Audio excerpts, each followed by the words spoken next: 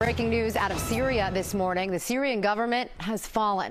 President Bashar Assad has been overthrown after a dramatic change topples the country's government.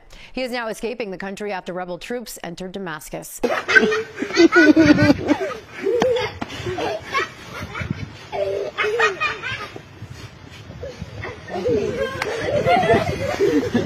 كان حدا محصور فيه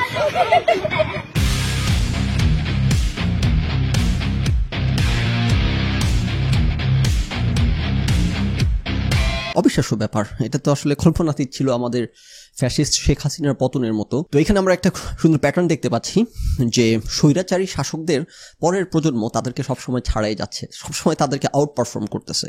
আমাদের জাতির জনক বঙ্গবন্ধু শেখ মুজিবুর রহমান মাত্র 3 বছর স্বৈরাচারী শাসন কায়েম করছিলেন, ওনার মেয়ে এসে সেটাকে 15 বছরে উন্নীত করছে। Good for her, congratulations. এবং বাশার আল আসাদের বাবা 24 বছর, উনি এসে 26 বছর, 2 বছর।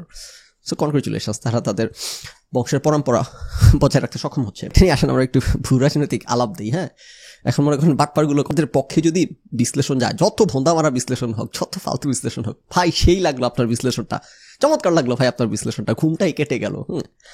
আর এগুলোর বিপক্ষে আপনি যদি মনে করেন দুনিয়ার যত ভূ রাজনৈতিক অ্যাঙ্গেল আছে সবকিছু শান্তায় দিয়ে আলোচনা করেন, তারপর কমেন্ট করবে যে আপনি রাজনীতি নিয়ে কথা বলেন কেন, আপনি রাজনীতির কি বুঝেন। মূলত আমরা আলোচনা যে অংশটাতে ফোকাস রাখবো সেটা হচ্ছে মুসলিম উম্মার উপরে। হ্যাঁ, গরম হয়ে গেছিস নাকি রে তোরা? এরা দেখতে পাচ্ছেন ভাঙিয়ে ফেলতেছে নবীজি সাল্লাল্লাহু আলাইহি সাল্লামের ভবিষ্যৎবাণী সত্য হয়ে গেছে। অসংখ্য হাদিস আছে, আমি অনেকগুলো হাদিস বের করছি। এর মধ্যে একটা হাদিস হচ্ছে, আ গ্রুপ অফ মাই উম্মাহ will continue to fight for the truth prevailing until the day of judgment. He said they will be in Sham. উনি রেফারেন্স করতেছেন নবীজি সাল্লাল্লাহু আলাইহি সাল্লামকে, এই জন্য বলতেছেন উনি যে নবীজি বলছেন। ওকে, তো এরকম আরো কিছু হাদিস দিন নবী সাল্লাল্লাহু আলাইহি সাল্লাম বলছে, এটার প্রমাণ পাওয়া যাচ্ছে। এই যে দুই ছাড় মেলানো প্রমাণ, এরকম আমিও কিন্তু অনেক সত্যিকার অনেক সাইন কিন্তু আমিও কিন্তু দেখতে পাই। এই যে শাম অঞ্চলে যে এরকম একটা ঘটনা ঘটবে, এটার একটা সাইন আমি আপনাদেরকে দেখাই। এটা কিন্তু আমাদের ভারতবর্ষে কিন্তু আমরা অনেক আগে এরকম একটা সাইন দেখতে পাইছিলাম। সেই সাইনটা এরকম, এটা নিয়ে আমাদের লেখকরা গান লিখে গেছে যে, সামরে তো মারশনে, সামরে তো মারশনে, একেলা পায়াছি এ শাম এই নিঠুর বনে। লক্ষ্য করেন এখানে কিন্তু ইঙ্গিত আছে, আপনি খেয়াল করতে হবে, ইঙ্গিতগুলো ধরতে হবে, এদের মতো খুঁজে ইঙ্গিত বের করতে হবে। চলো আমরা ইঙ্গিত খুঁজে বের করি। সামরে তোমার শোনে, অবশ্যই যে শাম অঞ্চলটা, সেই অঞ্চলটাকে নিয়ে কথা বলা হচ্ছে। একলা পাইছি শামকে, এই কথাটা মানে কি? এই কথাটা কিন্তু আসলে অনেক গভীর মানে আছে। আপনি খেয়াল করেন কিভাবে শাম অঞ্চলটা একাকী হয়ে পড়লো। এই রিজিমকে সাপোর্ট দিয়ে আসতেছিল কে? রাশিয়া এবং ইরান। এদিকে ইউক্রেন যুদ্ধ নিয়ে ব্যস্ত রাশিয়া, এদিকে হইতেছে ইসরায়েলেরকে প্রতিহত করতে ব্যস্ত ইরান এবং হেজবুল্লাহ। হয়ে পড়লো কিনা সাম্রাজ্য একা, হয়ে পড়লো কিনা বাশার আল আসাদ একা। দেখেন এরা যেগুলো মিলাইতেছে তার চেয়ে বেটার মিলাইছি কিনা আমি বলেন। এখন আপনি বলতে পারেন যে কি ব্যাপার ভাই, আপনি কি তাহলে আমাদের নবীজি সাল্লাল্লাহু আলাইহি সাল্লামের হাদিস এবং ভবিষ্যৎবাণীকে নিয়ে আপনি হাস্যরস করতেছেন? এত বড় স্পর্ধা আপনার, একে কোপানো হোক। কোপানো অংশে পরে আসতেছি না, আমি সেটা নেসেসারিলি করতেছি না। প্রথমত যে নবীজি সাল্লাল্লাহু আলাইহি সাল্লাম কি বলছেন, কেন বলছেন, কি প্রেক্ষিতে বলছেন, সেগুলো আমাদেরকে চিন্তা করতে হবে গভীরভাবে, সেগুলো নিয়ে আমাদের ভাবনার জগতে ডুব দিতে হবে। কারণ প্রথমত হাদিস নিয়ে অনেক আলাপ আলোচনা করছি। নবীজি সাল্লাল্লাহু আলাইহি সাল্লামের মুখ নিঃসৃত বাণী সাথে সাথে কাগজে যদি লিখে ফেলা হইতো, তাও একটু দ্বিধাদ্বন্দ্বে থাকতাম যে যা লেখা হয়েছে সেটা কতটুকু অবিকৃত অবস্থায় হাতে এসে পৌঁছেছে। সেখানে নবী সাল্লাল্লাহু আলাইহি সাল্লাম মারা যাওয়ার কয়েকশো বছর পর হাদিস কালেকশন করা শুরু হয়েছে ওরাল ট্রেডিশনের ভিত্তিতে, তারপর আবার লিপিবদ্ধ করা, তারপর সেলফ সাইটেশন করা, এগুলা। সো প্রথমত সেখানে আপনার কথা বলতেছি না, আমার কথা বলতেছি।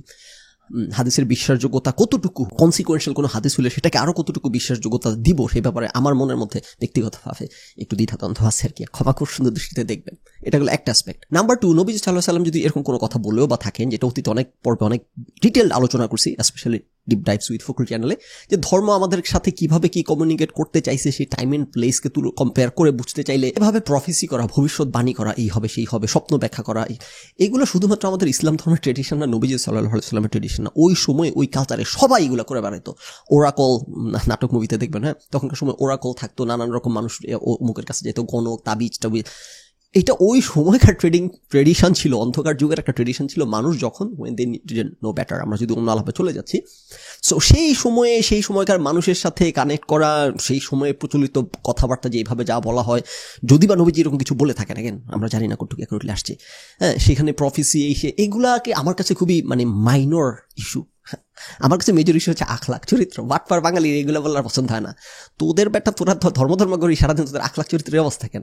আমাকে লিঙ্ক দিয়ে ফাটাই ফেলতেছে মানুষজন যে কি জানি ইয়াহিয়া আমিন ভদ্রলোক নাকি এটা নিয়ে আলোচনা করছেন। এগুলো তো দেখবো না, আলোচনা করবো না। ইয়াহিয়া আমিনের কোনো ভিডিওকে আপনারা যত ভিডিও শেয়ার করেন আমি বলে দিছি, কখনো কখনো আর অ্যাড্রেস করা হবে না, কারণ এতে করে প্রতারককে গুরুত্ব দেওয়া হয়। তারা ভাই আমি ভিডিও নিচে কমেন্ট করতে পারেন না যে ভাই আপনি এত বড় শাম করে বেড়াচ্ছেন, আপনার কি জানি বলে আপনার আখলাক চরিত্রের অবস্থা কেন, এত বড় প্রতারণা, এত বড় বাটপারি, এত বড় মিথ্যা, কতগুলো মিথ্যা ধরছি। ওরে বাবারে, উনি নাকি কাউকে প্রেসক্রিপশন দেয় না, উনি নাকি কখনো একের পর এক বাটপারি হাতে নাতে আমরা ধরলাম ভদ্রলোকের। তা আপনারা ওই ভিডিও নিচে গিয়ে কমেন্ট করেন না যে ভাই আপনি শাম অঞ্চল নবীজির প্রফেসি আপনি পরে, এগুলো তো খুবই মাইনর এবং খুবই অগুরুত্বপূর্ণ ব্যাপার স্যাপার। আসল যে জিনিস আখলাক চরিত্র, এগুলোর কি খবর আপনাদের? আমার ফোকাস হচ্ছে ভাই তোদের আখলাক চরিত্র ঠিক কর, তোর আগে ভদ্র সভ্য মানুষ পান্ডামি বন্ধ কর, অন্যের কল্লা ফেলে দেয়া, ওখানে আসতেছি বললাম, কল্লা ফেলে এগুলা বাদ দিয়ে আগে বাদ দিয়ে সভ্য সুসভ্য ওইখানে ওদের আগ্রহ নেই। ওদের আগ্রহ হচ্ছে সোয়াহিহ হাদিস এবং হইতেছে সেখানে কি বলা হয়েছে এবং সামনে তোমার সঙ্গে গানের সাথে 2-2-5 মিলিয়ে ফেলা। মুসলিম পাবলিক এরা যে কোত্থেকে কোথায় গিয়ে কোত্থেকে এরা জয় খুঁজে বের করে ফেলবে বোঝাটাই খুবই মুশকিল। এরা ঘুরে ঘুরে বলতেছে কি জানি, আমাকে কমেন্ট করে ফাটাই ফেলতেছে, ভাই কি জানি ইসরায়েল তো ভয়ে বা হেজবুল্লাহর সাথে সিজফায়ারে রাজি হয়ে গেল, যে কোনো জায়গায় জয় ছিনিয়ে নিয়ে আসবে। এরা যেখানে হার নাস্তানাবুদ করে ফেলছে যাদের যেখানে ওদেরকে, সেখান থেকে তারা একটা সিলভার লাইনিং বের করে এনে পুরো ন্যারেটিভ চেঞ্জ করে দিবে। মাঠের লড়াই এরা না পারলেও খাটের লড়াই এরা জিতে থাকতেই হবে এদেরকে। ইসরায়েলকে গত 1.5 বছর ধরে রিকোয়েস্ট করতে করতে করতে করতে করতে করতে সবাই মিলে সিজফায়ারে রাজি করতে পারতেছে না। ভেঙে চুরে চুরমার মাটির সাথে আর কিছু বাদ নাই, আর কোনো কিছু বাদ রাখে না। ইরানের, হেজবুল্লাহর, হামাসের, হুতি কোনো কিছু বাদ রাখে না, সব কিছু মেসাকার করে ফেলছে।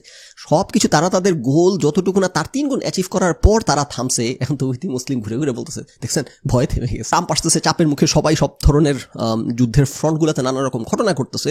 তো খুব সম্ভবত সেই পরিপ্রেক্ষিতে ইসরায়েল হয়তো রাজি হয়েছে, হয়তো ট্রাম্পের, হয়তো না, আমি শিওর ট্রাম্পের সাথে কথা বলতেছে ইসরায়েল। এদেরকে আপনি কখনো হারাইতে পারবেন না। এরা থিওরি 2, 5, 10, 50 মিলে সারা পৃথিবীর বুকে এগুলোকে খুঁজে পাওয়া যাচ্ছে না, এগুলো তাও নাকি এগুলো জিতে আছে।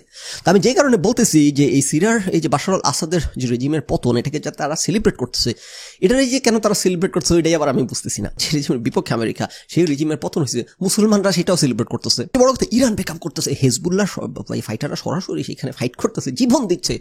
ও মা সেখানে এখন দেখি বাশার আল আসাদ রেজিমের পতন করছে, সেটা নিয়ে আবার মুসলমানরা এটাও নাকি তাদের বিজয়। আচ্ছা ঠিক আছে ভাই, দিনের সবকিছুই তোদের বিজয়। তাদের কথা হচ্ছে কি সেখানে মুসলিম ভাইদের উপর অত্যাচার নির্যাতন হচ্ছিল। মা মুসলিম ভাইদের উপর কোন দেশে অত্যাচার নির্যাতন হচ্ছে না?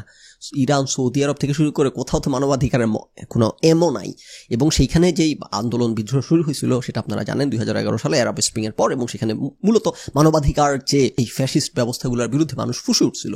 তো এরা ঘুরে ঘুরে বলে বেড়ায় এটা নাকি হইতেছে শরিয়া আইনে চলবে, ইসলামী আইনে চলবো, সৌদি আরবের এইসব দেশ সেগুলো তো ফ্যাসিস্ট আইন, এটাই তো। তাদের কথা হচ্ছে তাদের পক্ষের গুন্ডাবান্ডা ক্ষমতায় থাকলেই তারা খুশি, তখন তারা কুরআন হাদিসকে এমন ভাবে ব্যাখ্যা করবে যে এটা ইসলামী আইন, এটাই শরিয়া ল, এর বিরুদ্ধে কোনো কথা বলা মানে কুরআন শরীফের বিরুদ্ধে কথা বলা, হাদিসের বিরুদ্ধে কথা বলা, ফাটাই দিব, কল্লা ফালাই দিব। এই তো সেটাই তো করতেছিল ওয়ান ফর্ম অর অ্যানাদার।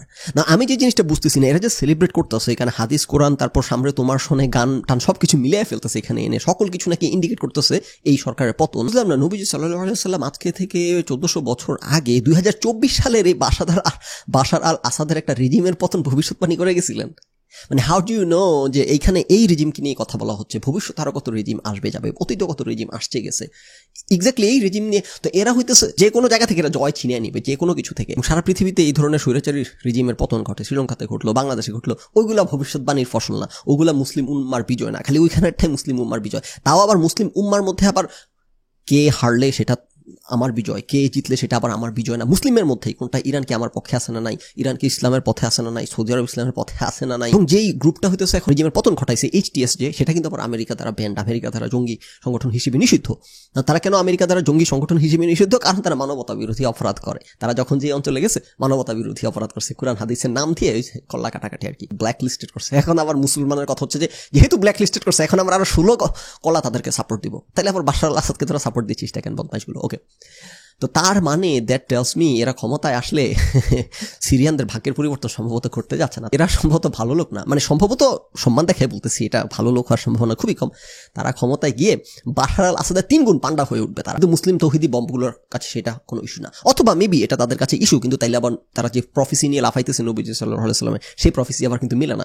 কারণ নবী সাল্লাল্লাহু আলাইহি ওয়াসাল্লাম নবী সাল্লাল্লাহু আলাইহি ওয়াসাল্লাম বলছে যে এমন একটা গ্রুপ যারা সঠিক পথে আছে। তো তাহলে কি তারা সঠিক পথে আছে? তাহলে কি এই পান্ডারাই হইতেছে ইসলামের সঠিক পথ? যদি সেটা না হয় তখন হয়তো তারা আবার হাদিস চেঞ্জ করে ফেলবে যে ও তার মানে নবীজি সাল্লাল্লাহু আলাইহি ওয়াসাল্লাম যে যাদের কথা বলছিল যে সঠিক পথে আছে, সামঞ্চলে আমার একটা গ্রুপ, ও তাইলে তারা এই গ্রুপ না, কারণ তারা তো ক্ষমতা গিয়ে পান্নামি শুরু করেছে। ও মা, তুই না কেন তোরা হিসাব মিলাইলি যে এরাই সেই গ্রুপ। ও আচ্ছা, তার মানে হইতেছে যেদিকে যেভাবে রেজাল্ট মিলবে সাথে সাথে কম্পাসের কাঁটাটা ঘুরে ওইদিকে তাক করে ফেলতে হবে, রাইট? সো এই ধরনের এই জন্য বলদামিতে যোগ দেওয়া যাবে না। পৃথিবীতে অনেক ঘটনাই ঘটে, কি কেন ঘটে সেগুলোকে কনফার্মেশন বায়াসের জায়গা থেকে এগুলো নিয়ে ছ্যাবলামি ছাগলামি না করে আপনার ওই যে আখলাক চরিত্র যে কথাটা বলি, একেবারে নাম্বার 1 কোরআন হাদিসের আহকাম আরকাম আখলাক চরিত্র এগুলোর দিকে একটু ফোকাস করেন, এগুলোর দিকে একটু মনোনিবেশ করেন। বড় দাঁড়িয়ে রেখে প্রতারণা করতেছে তাদের ভিডিও নিচে গিয়ে এই কমেন্ট করবেন না যে ভাই ভূ রাজনীতি এটা কি কঠিন ভাবে আমাদের পক্ষে বুঝাই দিলেন, সেই কমেন্ট করবেন যে ভাই ভূ রাজনীতি পরে বুঝান, আগে আপনি আমাদেরকে সেটা জানান আপনার সার্টিফিকেট গুলা কই।